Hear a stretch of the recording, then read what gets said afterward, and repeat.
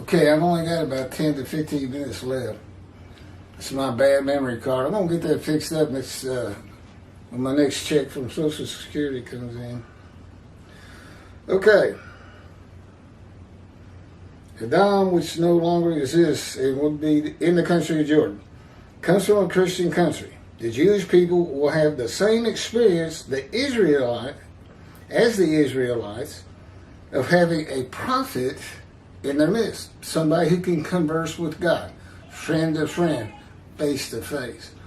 He just takes his power, turns my head, and says, "This is what I will be speaking to you today." It can be anywhere in here, but it's almost always about 10 feet up, 10 feet away, maybe 15, up high, and to my right. The Spirit of God is always to my left, like right here. He's my best friend. That's who he is. I don't have many. Actually, he may be the only friend I got. So he qualifies.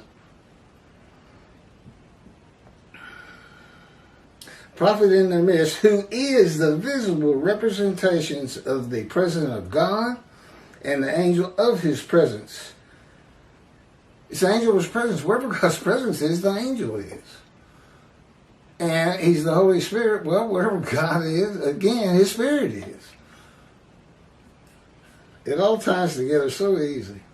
In Malachi 3, God makes it clear that he knows many will not feed, hear, and revere him, and that many will not even, when he has forgiven the sins of the Jewish people and remembers them no more.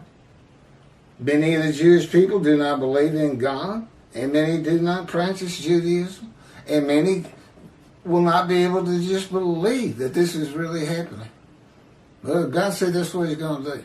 Jesus told us when he was coming back 5 different times, 5 different ways, within his generation. Well, his generation is gone. You know, when you're born, everybody alive at that moment is your generation. When they're all dead, your generation is over.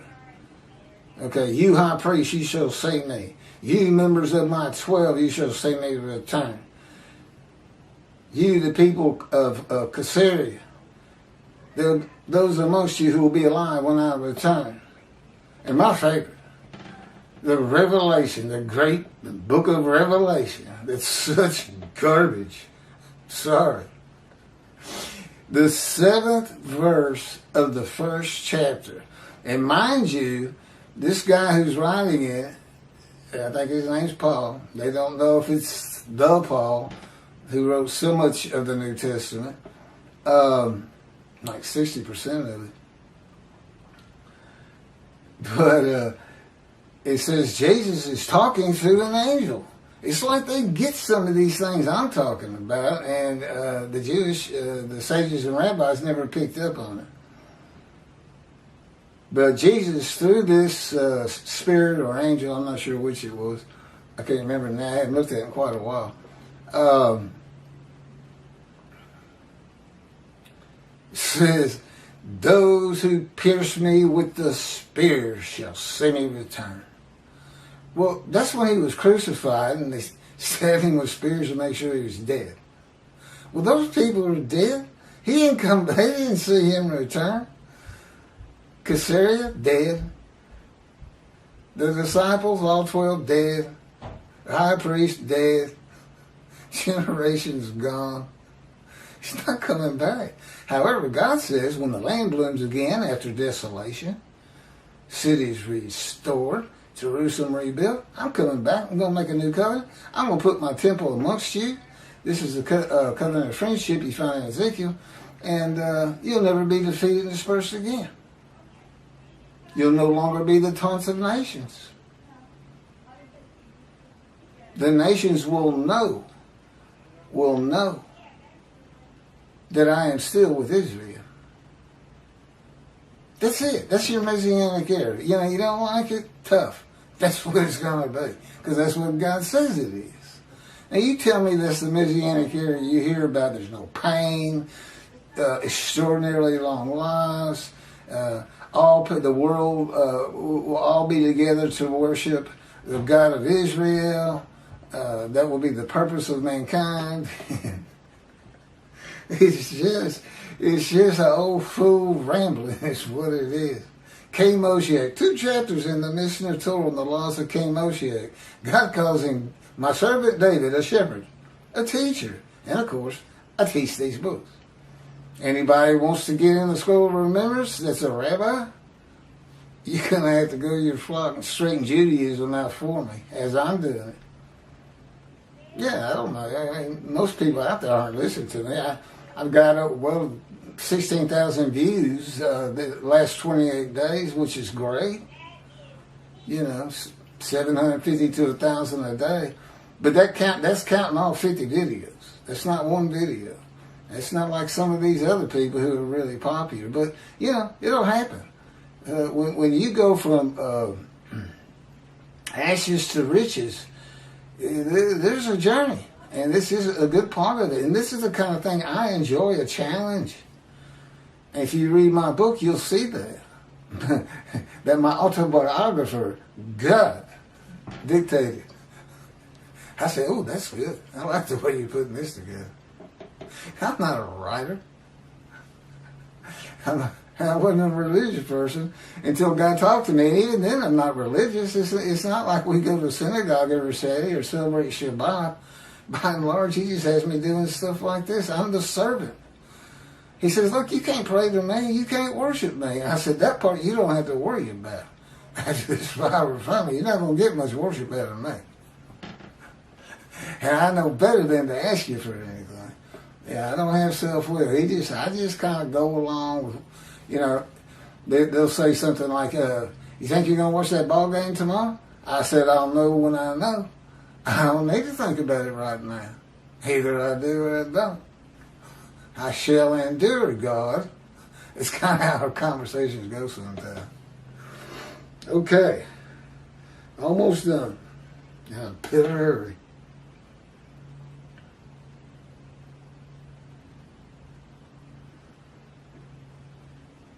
The amendment in Malachi 3, verse 22. Be mindful of the teaching of my servant Moses, whom I charged and ordered with laws and rules for all Israel, rather than strict compliance. That and the fact that sin forgiveness is hooked into it is the only difference in the original covenant, and it's also why he made sure the remnant, all of the exiles of all 13 tribes came back, and as Ezra said, they gathered as one man. And today, that can't happen. You can't draw every Jew together and be the man Israel, but you can still be a holy seed, and whoever works on that temple, anything to do with it, including raising funds, buying property. Oh, and let me add this. I only got another paragraph to go. The Temple Mount. David took a census and it angered God. And God put him to 3 tests. He failed. He selected an option that did not work out and was not well. And he went, he told God he was sorry. And for restitution, he went and bought that Temple Mount, that land. It was a thresher or something. I don't know what it was. But he went and bought it. That's why the Temple Mount is so important. And it's really the only reason. Just because there was a temple there before doesn't really mean that much. But David did buy it. Well, here's the thing. I'm the twig of the shoot, of the stump of Jesse. Okay? Quite literally, I am on the ancestral tree of King David. I'm a lawyer. I was a lawyer. God had me stop practicing in the first 2 weeks. He said, you're not practicing law again. I told him, I said, what am I going to do about money? He said, you're not going to have any. And he kind of laughed. I think it was so funny. No, I haven't practiced law since. I can't practice now. My license is terminated. They've lapsed. Let me finish this up. Oh, yeah. Power of attorney, stuff like that. We conveyed this land to Keith Ellis McCarty as as agent, attorney in fact, for who's ever buying it. But you get a little bit of David in there. And I'm just a twig anyway. I'm so far removed from David. There's no resemblance. There's no, I'm not going to go out and fight Goliath or anything like that. So, the covenant is a metaphor with a degree of hyperbole. God announcing a new, less strict covenant, and says that all of the Jewish people will heed him, for he will forgive their iniquities and remember their sins no more. This is what you would expect if your God forgives all your sins. That you'll heed him. Okay? But the fact is, in Malachi 3, he says, I know better. But that's just how I wrote it. That's the way it should be. That's exactly how he says it. He makes it clear he knows it will not. No more than he believed the Israelites would become a sinless people and not break the covenant. Not disobey it. They did, but he married them anyway. God knows what people do. He knows why they did it. He's God. Did you know what he said to me one time? He said, Keith, I created emotion. He can change my emotions. He can put me into a despair and depression that's so awful. And then just left it. I mean, he utter control of me. And they're inside me. I'm just like this, almost like a puppet sometimes. They had me say what they would have me say, but it's always with my personality in mind. I still sound like me. I still may, I forget things just like me. Very forgetful person. Very forgetful. Anyway, I hope you enjoyed this. Again, I'm going to have to put it as 2 parts. I still haven't fixed my movie maker. For some reason, it's not taking my videos. These are my videos, my memory card. Because normally I would join them. You got 30 minutes and now you got another 10 or so, 40 minutes. But I don't know how hard it is to find a 15-minute video, but I'll check it out someday. But that's how I'm redoing he had me re-download and re-upload my 50 videos, which covers 50 chapters of Isaiah 53 and the day of the Lord, and a few from the life of God's righteous servant of Moshe of Isaiah 11 and 53. And there's a few on Jesus, none of which are complimentary, I assure you. Just to see some of the college Christians come out, they're just a gas.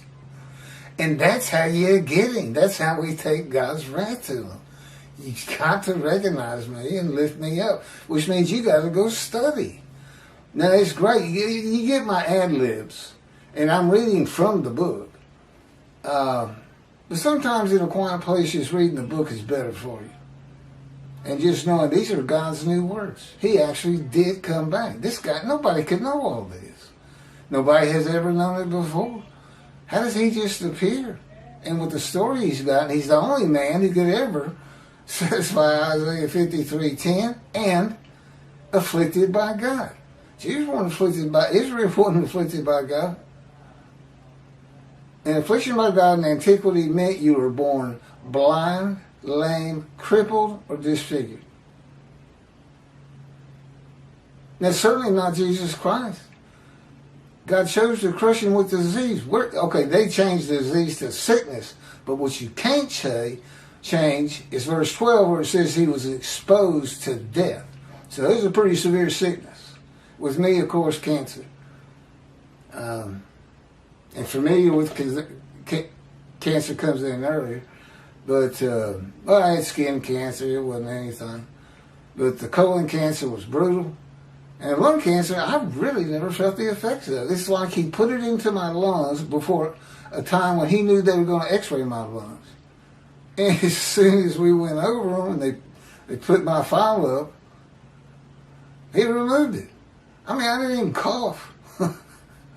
I didn't have trouble breathing, nothing. But now the colon cancer, I suffered like a dog because I didn't have health insurance and I didn't know what it was.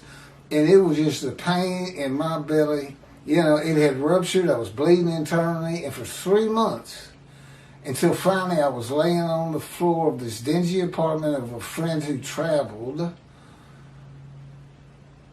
dying. I wasn't going to make it another hour or two.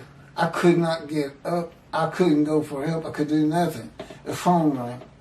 My mom said, "Key, turn on the TV." It was the planes hitting New York. And then I saw all these relatives, just how tore up they were at losing loved ones. And it hit me for the first time. This is going to kill my children. We all love each other very much. I said, this is going to kill them. To know that they just came in here and my body was here and I just let myself die. So I called my dad and I said, "Dad, you got to pay for a colonoscopy. It's got to be something in my intestines." And it was an 8-inch tumor. I came out of that colostomy and the doctor says, "I couldn't get past this." And he shows me this picture of the intestine with this horrible purple blockage. And I just said, "Thanks." I said, "What does that mean?" I didn't know. I've been so naive my whole life. Anyway, that's it for 11. We'll be picking up with 12. And this is a good one, but you got to put your thinking cap on. This is a good one. This is a real hit at the New Testament. And it's called Divine Inspiration of Prophecy Fulfilled. Or so they say. It's a good one. They're all good. They're all good. Wait till I get to the 53. There's 4 53s, chapters on Isaiah 53. There's one where you see Rashi's commentary, verse by verse, all 12 verses, and the 3 verses of Isaiah 52. We got Tovia Singer of Outraged Judaism in there with his infamous Isaiah 53. Yeah, we're going to publish it. Verse 10. And we got, Jews for Judaism. They better get busy. You think God's going to know when they have heard of this and when it is sufficient for them to look into it. You just tell them God has a sharp, keen eye on them and wants to see how they react, test their belief. He loves testing people. And he likes giving people the business, as we say in Texas. But anyway, that'll be fun to get to. This is going to take 2 hours to download and upload.